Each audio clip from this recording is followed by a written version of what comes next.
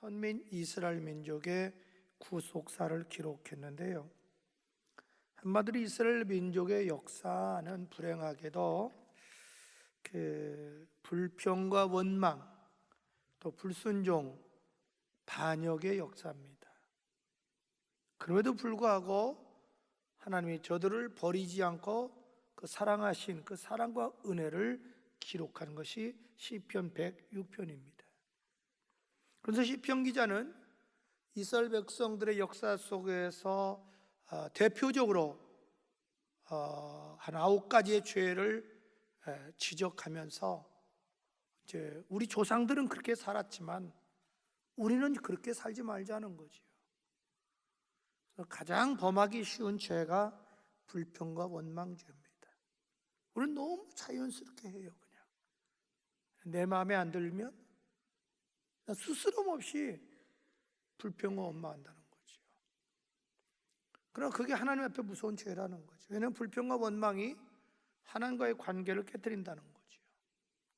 그리고 내 자신을 스스로 불행하게 만들고 사람과의 관계도 깨뜨리고 모든 자연과의 관계도 파괴한다는 거지.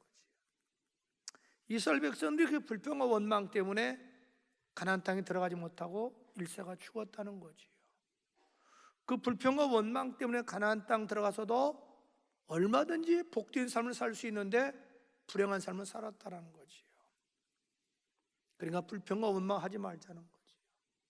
마치 누에가 자기 입에서 나오는 실 가지고 자기 몸이 그들에게 들어가서 번뇌가 되듯이 그런 인생을 살지 말자는 거지요. 그래서 성경은 그렇게 말하거든요. 에베소 4장 19절에 무릇 더러운 말은 너 입 밖에 내지 말고 오직 덕을 세우는 대로 선한 말을 하여 듣는 이에게 은혜를 끼치게 하라. 그다음에 마태복음 10장 37절에 네 말로 의롭다함을 말고 네 말로 정죄함을 받는다. 이렇게 얘기합니다. 그래서 시편 기자는 지금 이 말씀을 하시면서 할 수만 있으면 너희들 불평과 원망하지 말자. 욥처럼 입술을 지키자. 그다음에 하나님께 불순종하지 말고 순종하자. 하나님을 거역하지 말고 순종하자. 그걸 주제로 지금 다루고 있거든요. 그래서 지난 시간에 말씀드린 것처럼 6절부터 오늘 시편 106편의 6절부터 12절까지는 저들이 홍해 앞에서 불평한 사건을 다루고 있고요. 그 다음에 13절은 마라에서 쓴물 만났을 때 불평한 사건을 다루고 있고요. 14절, 15절은 광야에서 고기 먹고 싶다고 또 불평한 그런 사건을 다루고 있고요. 16절부터 18절까지는 광야에서 모세의 사촌들이죠. 고라를 비롯해서 루벤 지파 지도자 3명과 250명 지도자들이 모세와 아론을 향하여 대적하는 그런 사건을 다루고 있고요.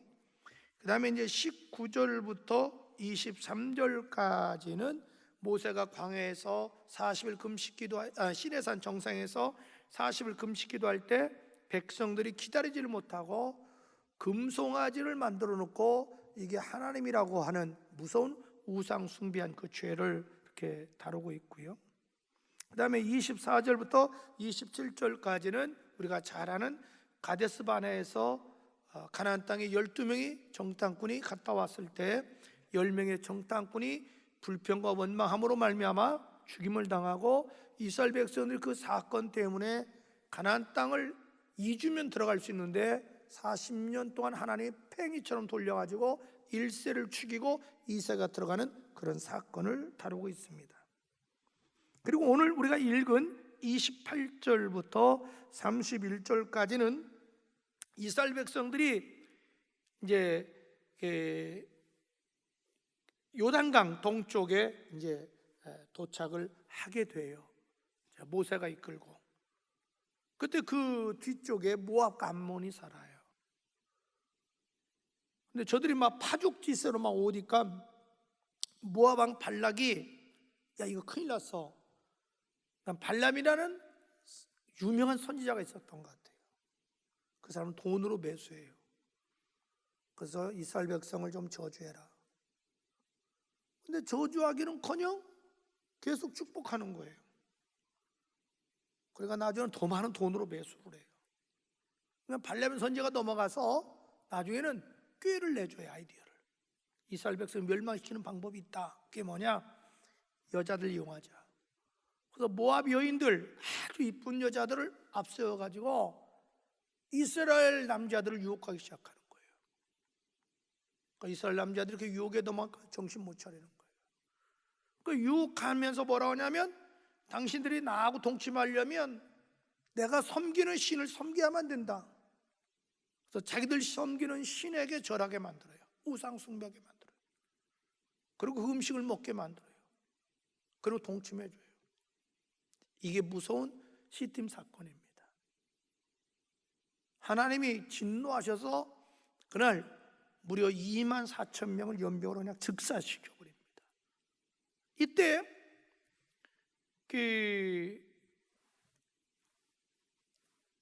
이스라엘 한 남자가 에집트 여자를 데리고 천막으로 들어가는 거예요. 텐트로. 그걸 비느하스라는 제사장이 봐요. 그래서 의분을 가지고 들어가서 남녀를 죽여요. 그 의분을 보시고, 하나님이 명한 의분을 보시고 하나님이 진노를 딱 그쳐요. 그것이 바로 28절부터 31절에 나오는 시딤 사건이에요. 성경은 이 당시의 사건을 이렇게 기록합니다. 민수기 25장 1절부터 4절에 이스라엘의 시딤에 머물러 있더니 그 백성이 모압 여자들과 음행하기를 시작하니라. 그 여자들이 자기 신들에게 제사할 때에 이스라엘 백성을 정하며 백성이 먹고 그들 신에게 절함으로 이스라엘이 바알볼에게 가담한지라. 여호와께서 이스라엘에게 진노하시니라. 여호와께서 모세에게 이르시되 백성의 수령들을 잡아 태양을 향하여 여호와 앞에 목매다 달라. 그리하면 여호와의 진노가 이스라엘에서 떠나니라. 그리고 7절 이하에 보니까 제사장 아론의 손자 엘르아살의 아들 비느하스가 보고 회중 가운데서 일어나 손에 창을 들고 그 이스라엘 남자를 따라 그의 막사에 들어가 이스라엘 남자와 그 여인의 배를 꿰뚫어서 두 사람을 죽이니 연병이 이스라엘 자손에게 그쳤더라. 그 연병으로 죽은 자가 24,000명이었더라. 이걸 얘기합니다. 그 다음에 32절 한번 33절 읽어볼까요? 32절 33절 시작. 그들이 또 무리바 물에서 여호와를 노하게 하셨으므로 그들 때문에 재난이 모세에게 이르렀나니 이는 그들이 그의 뜻을 거역함으로 말미암아 모세가 그의 입술로 망령되이 말하였음이로다. 아멘. 이게 무리바 사건을 다루고 있습니다. 이스라엘 백성이 범죄한 사건 중 하나가 무리바 사건입니다. 광야에서 무리바를 도착했을 때 이제 물이 없는 거예요. 물이 없으니까 또 원망해요. 그래서 저들은 조금만 마음에 안 들면 불평과 원망해요. 이것도 버릇이에요. 습관이에요. 그러니까 또 모세가 기도해요. 하나님 앞에. 그러니까 하나님이 모세에게 알았어. 그래서 모세야, 네 앞에 반석이 있지? 네, 반석 앞으로 가. 반석을 향해 명령해. 물아 나와라. 그러라는 거예요. 근데 모세가 분노가 있었잖아요. 백성들 때문에. 정말 화가 치밀어 올랐어. 그러니까 그 반석을 향하여 막 지팡이로 2번 내리쳐버리는 거예요. 그러니까 물은 콱콱 막 쏟아져 나와요. 강물처럼. 그 물 사건 이후에 하나님이 이제 조용해진 다음에 모세에게 나타나는 거예요. 모세야, 너는 왜 내 영광을 나타내지 않니? 내가 너희 분명히 말을 하라고 했는데 너 왜 2번 쳐?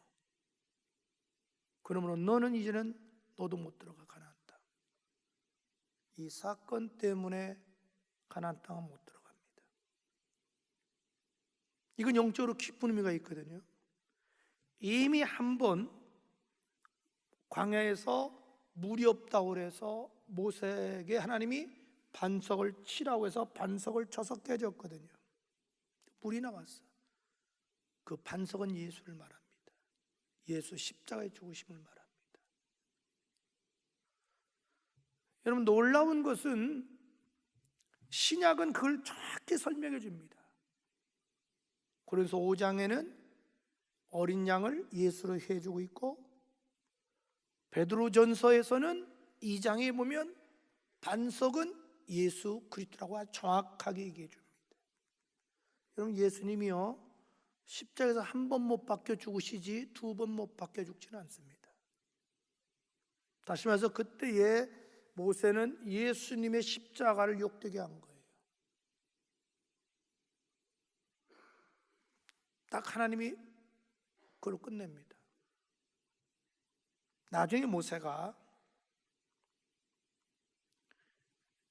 가나안 땅 경계선까지 갔을 때 하나님께 한 번 더 기도해요. 하나님, 저 좀 가나안 땅 들어가게 해주세요. 하나님이 냉정히 얘기합니다. 그건 안 돼. 너는 이미 나를 욕되게 했어. 대신 가나안 땅을 보여주겠다. 그래서 느보산의 꼭대기에 올라가요. 가나안 땅을 다 보여줘요. 그리고 거기서 생을 마치게 해요. 여러분, 우리가 십자가를 욕되게 해서는 안 됩니다. 예수님이 나를 위해서 한 번 죽었지 십자가에서 두 번 죽지는 않습니다. 우리의 신앙은 늘 십자가 붙들고 사는 신앙이고 십자가를 자랑해야 됩니다. 바울은 갈라디아서 6장 14절에 나는 우리 주 예수 그리스도의 십자가 외에는 자랑할 것이 없다고 그랬습니다. 바울이 왜 자랑할 게 없겠어요? 여러분 알다시피 바울은 금수저 아닙니까? 그의 집안이 너무 좋아요, 혈통이 좋아요, 학력이 좋아요, 배경이 너무 좋아요. 그가 예수 믿은 이후로 상상할 수 없을 정도 은혜를 받아 성경을 제일 많이 썼어요. 말할 수 없는 은혜를 체험했어요. 은사를 체험했어요. 심지어 그의 손수건만 가도 병이 나아요. 왜 자랑할 게 없어요? 그러나 십자가 외에는 자랑하지 않겠다고 그래요. 왜? 십자가만이 우리에게 죄사함을 주시고 십자가 구원을 주시고 십자가 하나님의 능력이고 십자가는 우리를 천국으로 인도해 주기 때문에 그래요. 그래서 우리는 십자가 붙들고 사는 신앙이 되어야 될 줄로 믿습니다. 이 무리바 사건을 민수기 10장은 이렇게 말합니다. 2절 이하에 회중이 머리 없으므로 모세와 아론에게 모여드니라. 백성이 모세와 다투어 말하되 우리가 우리 형제들이 여호와 앞에서 죽을 때에도 우리가 죽었었더라면 좋을 걸. 또 물 없다고 죽었으면 좋겠다, 죽으면 좋겠다. 이게 참 좋은 말이 아니잖아요. 자, 8절 하나님이 말합니다. 모세에게 지팡이를 가지고 내 형 아론과 함께 회중을 모으고 그들의 목전에서 너희는 반석에게 명령하여 보세요. 명령하여 물을 내라 하라. 내가 그 반석이 물을 내게 하여 회중과 그들의 짐승에게 마시게 할지니라. 그런데 11절에 보면 모세가 그의 손을 들어 그의 지팡이로 반석을 두 번 치니, 이게 문제입니다. 분명히 명령하라고 그러는데 두 번 치니 물이 많이 솟아나오므로 회중과 그들의 짐승이 마시니라. 여호와께서 모세와 아론에게 이르시되 너희가 나를 믿지 아니하고, 보세요, 명령했는데 두 번 친 걸 너도 나를 믿지 않았다고 얘기합니다. 이스라엘 자손의 목전에서 내 거룩함을 나타내지 않았다. 하나님을 나타내지 않았고 너를 나타냈다. 교만하다는 거죠. 너는 나를 나타내야 되는데 네가 너를 나타냈다는 거죠. 너는 교만하다는 거죠. 교만은 패망의 선봉이거든요. 너희 회중을 내가 그들에게 준 땅으로 넌 들어가지 못하리라 하시니라. 이스라엘 자손이 여호와 다퉜으므로 이를 무리바 무리라 하니라. 여호와께서 그들 중에 거룩함을 나타내셨더라. 이렇게 말합니다. 저들의 아홉 번째 죄가 뭐냐면 34절에서 46절까지입니다. 자, 34절에서 37절까지만 한번 읽을게요. 한 절 읽고 여러분 다음 절. 그들은 여호와께서 멸하라고 말씀하신 그 이방 민족을 멸하지 아니하고 그들의 우상들을 섬김으로 그것들이 그들에게 올무가 되었느니라. 네, 33절부터 46절까지는 가나안 땅에서 저들이 범한 죄입니다. 가나안 땅에서 범한 죄. 그게 뭐냐면 하나님은 이스라엘 백성들에게 이렇게 가나안 땅 들어가기 전에 명령했어요. 신명기 7장 1절 이하에 네 하나님 여호와께서 너를 인도하여 내가 가서 차지할 땅으로 들이시고 네 앞에서 여러 민족, 헷 족속, 기르가스 족속, 아모리 족속, 가나안 족속, 브리스 족속, 히위 족속, 여부스 족속, 즉 가나안 땅에 읽은 7 족속이에요. 너보다 많고 힘이 센 7 족속을 자 보세요. 쫓아낼 때 네 하나님께서 그들을 내게 넘겨 내게 치게 하리니 그때 너는 그들을 뭐라 그래요? 진멸하라 그랬어요. 진멸 안 해요. 그런데 그 다음에 보세요. 그들과 언약도 하지 말라. 절대 약속하지 말라. 근데 기분에게 속아서 약속을 해요. 또 그들을 불쌍히 여기지 말고 그들과 혼인하지 말라. 보십시오. 그러면서 그들을 아들에게, 내 딸을 그 아들에게 주지 말고 그들의 딸도 며느리로 삼지 말라. 그런데 혼인을 합니다. 그가 내 아들을 유혹하여 그가 여호와를 따라 다른 신을 섬기게 함으로 여호와께서 진노하사 갑자기 너희를 멸할 것이다. 아니나 다를까 이 말 그대로 죽이지를 못하고 살려주고 자기 자녀들과 막 이방인들하고 결혼한 마음에 이스라엘 백성 그 다음도 우상의 길로 갑니다. 여러분 열왕기상 역다상해 보십시오. 엄청난 우상을 숭배잖아요. 오직 너희 그대로 행할 것이니 그들의 제단을 헐어버리며 주상을 깨뜨리고 아세사를 찍어버리며 그들과 조각한 우상을 불살할 것이라. 너는 여호와 네 하나님 성민이다. 네 하나님 여호와께서 지상 만민 중에서 너를 자기 기업으로 백성으로 택하셨나니 여호와께서 너를 기뻐하시고 너를 택하심은 잘 보세요. 너희가 민족보다 수요가 많기 때문이 아니라 너희는 오히려 모든 민족 중에 가장 정의라. 여호와께서 다만 너희를 사랑하심으로 말미암아 또한 너희 조상들의 맹세하를 지키려 말미암아 보세요. 하나님이 저들을 왜 축복해 주냐면 사랑하기 때문에 아브라함에게 약속한 걸 지키기 위해서 자기 권능의 손으로 너를 애굽에서 인도해내시되 너희를 그 종지였던 애굽 왕 바로 손에서 속량 해방하였으니 그런즉 너는 알라 오직 네 하나님 여호와는 하나님이시오 신실한 하나님이시라. 그를 사랑하고 그의 계명을 지키는 자에게 천대까지 언약을 이행하시며 인애를 베푸시되 그를 미워하는 자에게 당장 보응하여 멸하시나니 여호와는 자기를 미워하는 자에게 지체하지 아니하시고 당장에 그에게 보응하시니라. 그런즉 너는 오늘 내가 내게 명령한 명령과 규례와 법들을 지켜 행할지니라. 이랬잖아요. 하나를 안 지켜요. 하나를 안 지켜요. 처음에는 별거 아닌 것처럼 여겨요.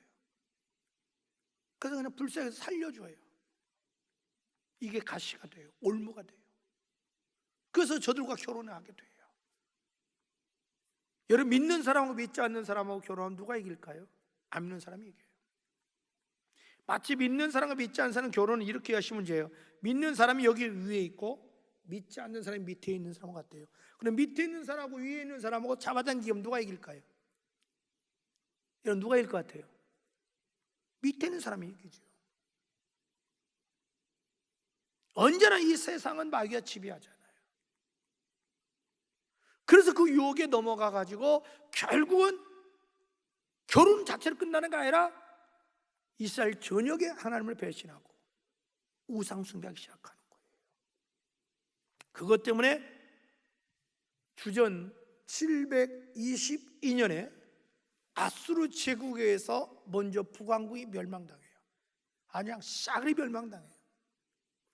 그걸 보았을 때에 그때 남왕국은 히스기야 왕이었어요. 그 당시에 이사야 선지자가 있어요. 막 이때는 정신 바짝 차리는 거예요. 눈으로 똑똑 보니까. 근데 세월이 올라가서 20년, 30년, 40년, 50년 흘러가니까 희생이 죽는 거예요. 이사야 같은 위대한 선지자가 없어지는 거예요.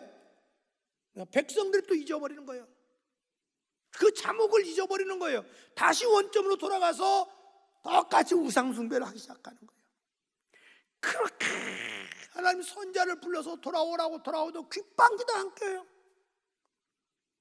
오늘 똑같잖아요. 목사님 강단에서 목이 터져라 여러분 안식을 지켜야 돼요. 무너진 재단 회복하세요. 하나님께 돌아오세요. 안 돌아와요. 지금 똑같아요. 지금 그러다가 주전 586년에 더 이상 하나님 참지를 못하고 바벨론에 느번살 왕을 통해서 남한국도 완전히 쑥밭 만들어버려요. 다 불태워버려요. 그냥 무자비하게 사륙을 해서 다 죽여버려요. 불과 5만여 명만 하나님 못자리판을 남겨놓는 거예요. 언제나 하나님은 못자리판을 남겨놔요.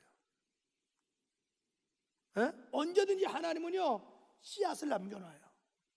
우리가 농사 질 때 농부들은요 다 곡식으로 쓰는 게 아니에요. 씨앗은 종자를 창고에다 남겨놔요.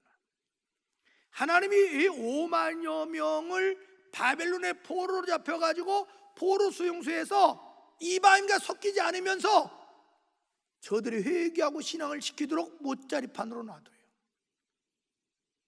70년 동안 폐허를 만든 다음에, 우리 일제 36년이죠 저들은 70년이에요 그래도 그 유대인들이 자기들을 깨닫고 이 포로 수용소에서 신앙을 지켜요. 그래서 70년 만에 고국에 돌아와요. 그래서 그게 면면이 유지해가지고 이스라엘 나라 와가지고 우리가 알다시피 거기서 예수님이 오시는 거예요. 예수님 오실 때 여러분 상황을 보실래요? 얼마나 또 타락했었든지 예수님이 예루살렘에 입성하셨잖아요. 그것이 종려주일이에요. 엉망이에요. 완전히 이건 형식적으로 하나님의 성전이 완전히 상업판이 되어버려 돈 버는 자리가 되어버렸어요. 예수님이 상을 뒤집어 버려요. 짐승을 놔둬주셔버려요. 그랬다고 저들이 얼마나 악한지 나중에 예수님을 십자가에 못 박혀 죽이잖아요. 못 박혀 죽이면서 안 해야 될 말을 합니다. 빌라도가 나는 예수의 죄를 찾지 못했다, 난 예수의 죄를 찾지 못해서 하니까 저들이 엉격거려 이구동성을 외친 얘기가 뭐냐면 우리가 책임지겠습니다. 저의 피를 우리에게 돌리시옵소서. 저들의 피를 우리에게 돌리라고 이야기합니다. 안 할 말을 하고 만 거예요. 그 피를 저들에게 돌립니다. 그래서 예수님이 예언한 대로 돌 위에 돌 하나 남지 않을 것이다. 예수님 돌아가시고 나서 70년 AD 70년 디도 장군 티토스라고 나옵니다. 나중에 이 사람이 황제가 됩니다. AD 70년 9월 4일 날 우리가 잘 아는 영화 나오죠. 마사다. 최후의 항전하죠. 완전히 패망되어 버립니다. 그리고 저들은 2000년 동안 전 세계에 유랑합니다. 전 세계에서 미운 털 박혀가지고 구박덩어리입니다. 여러분 알다시피 히틀러에게 얼마나 많은 사람이 죽임을 당합니까? 그러다가 진짜 예수님 말씀하셨어요. 마지막 때가 되면 무화과나무가 잎사귀가 연해지면 여름이 온 것처럼 너희들이 다시 회복돼서 돌아올 것이다. 마지막 말세에.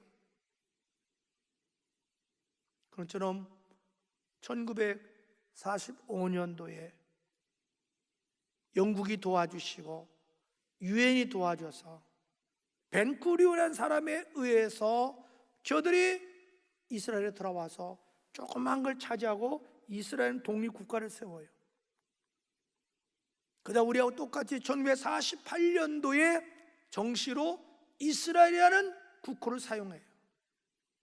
그리고 벤구리온이 초대 수상이 돼요.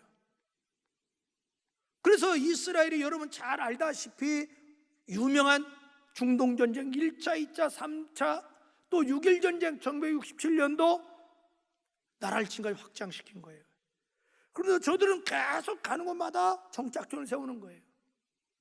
이 벤구리온 사람이 위대한 이유가 자기가 어느 정도 나라를 기반 닦은 다음에는 멋있게 딱 물러나요. 은퇴해요, 스스로가. 그리고 지금 네게브 사막 있죠? 현재 그 팔레스틴이 살죠. 서안지구, 팔레스틴 서안지구. 그 옆에 네게브 사막에 거기서 에집트 가는데 본인이 스스로 그리 내려가요. 내가 죽을 때까지 거기서 잘하는 정착존을 개발하기 시작해요. 그 정착존에다가 오아시스를 만들어버려요. 그걸 본받아서 이스라엘 백성은 용기를 얻어서 황무지에 저들이 들어가면 정착촌을 세우고 정착촌에다가 얼마나 개발한 오아시스를 만들어서 거기 엄청나게 낙원을 만들어버려요. 여러분, 우리 성주일에 우리 가본 사람이 있나요? 여러분, 요르단에서 이스라엘 들어갈 수 있어요? 에집트에서 이스라엘 들어가요? 근데 에집트 보면 얼마나 못 살았는지 몰라요. 요르단 얼마나 못 살았는지 몰라요. 레바논 얼마나 못 살았는지 몰라요. 근데 이스라엘 국경만 넘으면 막 가게마다 산더미처럼 과일이 쌓여 있어요. 엄청나게 잘 삽니다. 여러분, 우리나라에 삼성의 최고 연구진이 거기에 있습니다. 아십니까? 이미 저들은 핵무기를 가지고 있습니다. 저들은 지금 우리나라에서 중요한 삼성의 핵심 부품은 거기서 만들어냅니다. 그 사람들이 무서운 사람들이에요. 다시는 나라 잃어버리지 않는다는 거죠. 그러니까 저들은 무슨 일만 있으면 외국에 있는 사람들이 다 들어오는 거예요. 전쟁하기 위해서. 아랍인들은 도망가요. 오늘 여기에서 시편 기자는 이스라엘 백성들의 그 죄를 9가지를 지정하는 거예요. 그러면서 우리 여기서 깨달았나? 그러면 원인을 발견해 보자고. 왜 이스라엘 백성들이 하나님께 자꾸 불순종하고 반역하고 불평과 원망의 죄를 졌느냐? 7절이 핵심이에요. 7절 보세요. 7절이에요. 7절. 이것 때문에 그런 거예요. 자, 7절 같이 시작. 우리 조상들이 애굽에 있을 때 주의 기이한 일들을 깨닫지 못하며 주의 기이한 인자를 기억하지 아니하고 바다와 홍해에서 거역하였나이다. 3가지 때문에 죄를 진 거예요. 7절에 나와요. 3가지가 뭐냐면 첫 번째가 깨닫지 못하는 거예요. 여러분, 은혜 중에 은혜가 뭐냐면요, 깨닫는 거예요. 예수님이 마태복음 13장에 4가지 비유하죠. 첫 번째 마음의 밭이 뭐죠? 길갓, 그 다음에 돌밭, 그 다음에 가시밭, 그 다음에 그러면 길밭, 돌밭 차이가 뭘까요? 옥토밭, 깨달음이에요. 너희가 말씀을 듣고 깨닫는 자는 옥토밭이 되고 말씀을 들어도 깨닫지 못한 자는 길가밭, 돌짝밭이 될 것이다. 제자들에게 꼭 얘기합니다. 이 답답한 죄야, 왜 깨닫지 못하노? 어째 깨닫지 못하냐는 거죠. 그래서 은혜 중에 제일 큰 은혜는 뭐냐? 깨닫는 은혜예요. 저들이 이렇게 계속 범죄한 이유는 깨닫지 못해서 그렇다. 두 번째, 저들이 왜 계속 하나님께 죄를 졌느냐? 7절 보십시오. 주의 크신 사랑을 기억하지 아니하고 잊어버리기 때문에 그래요. 여러분, 사람이 잊어야 될 것이 있고 잊지 말아야 될 게 있어요.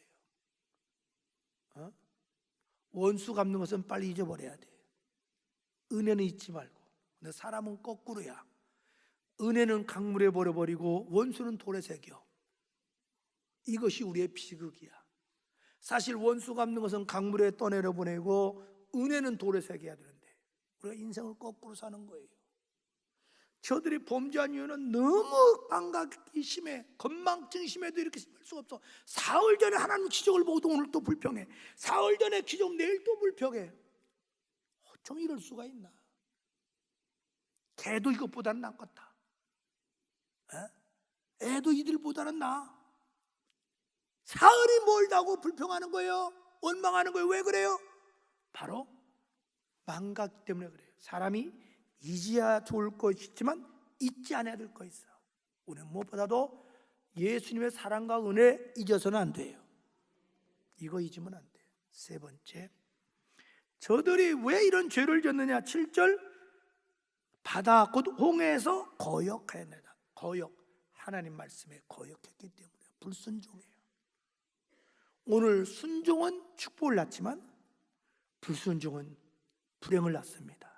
언제나 성경 66권 보십시오. 언제 기적이 일어났습니까? 순종할 때 기적이 일어났습니다. 언제 불행합니까? 불순종할 때. 하나님께서 요나에게, 요나야, 네? 너 저 니네에서 보물 친 거에 싫어요, 싫어요 하고 다스려가는 배를 탑니다. 요나 때문에 풍랑을 만나. 아무 죄 없는 사람이 풍랑을 만나 다 고생하고 재산 다 잃어버려. 그때 요나가 나 때문에 그렇습니다. 나를 던지세요. 던지니까 풍랑이 잔잔해지는 거야. 요나가 순종했더라면 이런 일이 없잖아요. 도저히 순종할 수 없는 상황 속에서 베드로가 순종해서 바다 깊은데 그물 던질 때 그물이 찌을 정도로 고기 잡는 기적이 일어난 줄로 믿습니다. 저들이 범죄한 이유는 아주 간단합니다. 세 가지. 우리에게 교훈한 게 그거예요. 저들이 범죄하는 세 가지야. 깨닫지 못했기 때문에 그래요. 그래서 우리는 늘 깨달라고 기도해야 돼. 그리고 늘 저들이 잊었기 때문에 잊어야 될 게 있죠. 내 평생 잊지 않게 하여 주옵소서. 언젠가 여러 말씀드렸잖아요. 난 그걸 참 하고 의뢰받는 게 뭐냐면, 구세군 있잖아요. 자선 냄비, 브루스 대장, 그분이 나중에 치매가 왔다 그러잖아요. 다 아무것도 몰라 치매 왔어. 근데 올라온 것은 사람들이 사령관님 예수님 아세요? 그 치매에 오신 분이 예수만 얘기하면 벌떡 일어나서 오 예수 이런다는 거예요. 우리나라에 그 유명한 성결교회 부흥사였던 이성목 목사님, 그분의 사위가 한국 도자기 전 회장 김동수 장로님 아니십니까? 근데 우리 시대만 해도 우리가 청년일 때는 이성목 목사를 만났어요. 그때는 우리 신학교에서도 이분도 부흥하고 그랬으니까. 그분 특징이 평생 동안 오른손 주먹을 쥐고 다녀. 항상 주먹 쥐고 다녀. 너무 신기한 거야. 평생 주먹 쥐고 다니는 거야. 목사님 왜 이렇게 주먹 쥐고 되세요? 그러니까 예수님 손잡고 다녀요. 그러니까 예수님 난 손잡고 다닌다는 거야. 예수님과 동행한다는 거야. 왜? 예수님 잊지 않으려고. 아주 유명한 분이에요. 그래서 우리가 항상 예수님의 사랑 은혜를 잊지 않아야 돼. 그러면 죄를 안 져. 세 번째는 하나님 말씀을 거역하면 안 돼. 우리는 하나님 말씀을 기억해야 돼. 그리고 하나님 말씀에 순종해야 돼. 마지막, 우리가 어떻게 해야 이 하나님께 죄를 짓지 않을 수 있느냐. 결론 맺읍시다. 47절 48절 자 성경 보고 다 같이 시작. 여호와 우리 하나님이여 우리를 구원하사 여러 나라로부터 모으시고 우리가 주의 거룩한 이름을 감사하며 주의 영예를 찬양하게 하소서. 여호와 이스라엘 하나님을 영원부터 영까지 찬양할지어다. 모든 백성들아 아멘 할지어다. 할렐루야. 간단합니다. 우리가 죄를 짓지 않고 하나님께 축복을 받으려면 늘 하나님께 감사하자. 할렐루야. 마치 병아리가 물 한 번 먹고 물 먹고 감사합니다. 물 먹고 감사합니다 하듯이 늘 감사. 그리고 늘 하나님께 찬양하자. 그리고 내 입에서 할렐루야 이 소리가 나와야 돼. 할렐루야. 그리고 아멘. 아멘 하는 사람이 어떻게 하나님을 잊어요? 왜? 아멘은 하나님과 관계 있는 사람만 쓰는 단어잖아. 할렐루야도 하나님과 관계 있는 사람이 쓰는 단어잖아요. 이걸 안 믿는 사람은 절대 아멘 안 해요. 믿음의 사람만 아멘 하지요. 안 믿는 사람은 할렐루야가 뭔지 몰라요. 할렐루야인지 갈렐루야인지. 근데 우리 믿는 사람은 할렐루야를 알아요. 왜? 할렐루야는 뭐예요? 하나님을 찬양하라. 그러니까 내가 늘 삶 속에서 주님 감사합니다, 주님 찬양합니다, 할렐루야, 아멘. 그런데 어떻게 우리가 그 순간에 죄를 지을 수 있냐는 거죠. 어떻게 불순종할 수 있냐는 거죠. 어떻게 불평 원망할 수 있냐는 거죠. 아멘 할렐루야 하고 어떻게 불평 원망하겠어요? 그건 안 되지요. 아멘을 할렐루야인데 어떻게 하나님을 잊겠어요? 아멘 할렐루야 하고 어떻게 하나님을 거역할 수 있겠어요? 그럴 수 없지요. 저는 늘 여러분 삶 속에 감사가 넘치시고 찬양이 넘치시고 할렐루야 아멘이 넘치기를 축복합니다. 따라 또 할렐루야 아멘.